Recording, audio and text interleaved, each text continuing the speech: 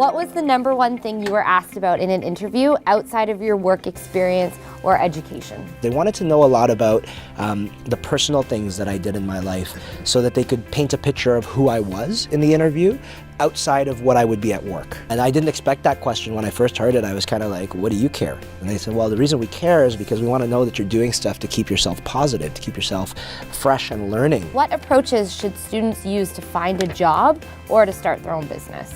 I think, especially concerning my industry, it's about the hustle that you have. It's about, going on Facebook, going on Twitter, going on LinkedIn, meeting people, talking to people. How much research did you put into the company that you work for now before you accepted the position? I actually did research for a good 2 days. Not just, I'm going to go on the website and they're going to have all this information about the company on the website.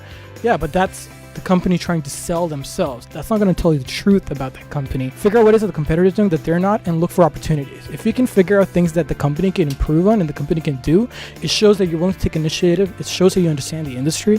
It shows that you're a little bit of an overachiever, but if you're an overachiever, that means you're willing to get things done. What would you ask an interviewer? Ask your interviewer how they got to where they are, because if you don't get the job, you've gotten more advice out of that. How do you prepare for an interview, and what's your biggest tip?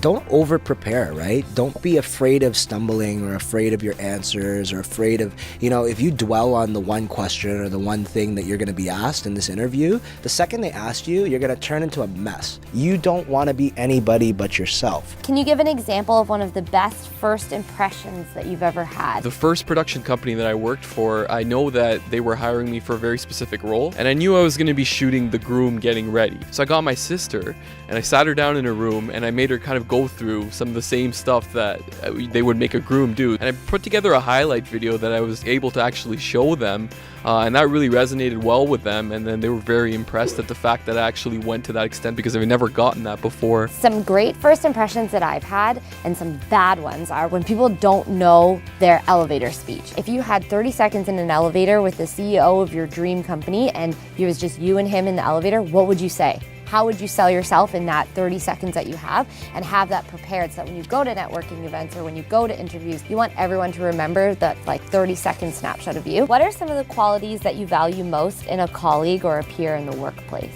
Appreciation for your coworkers is something that I look for, and just mutual respect amongst, I respect you for what you know and I appreciate you for what you've done. I think it's really important that you realize you've got your own path, and your own path is really different than everyone else's path.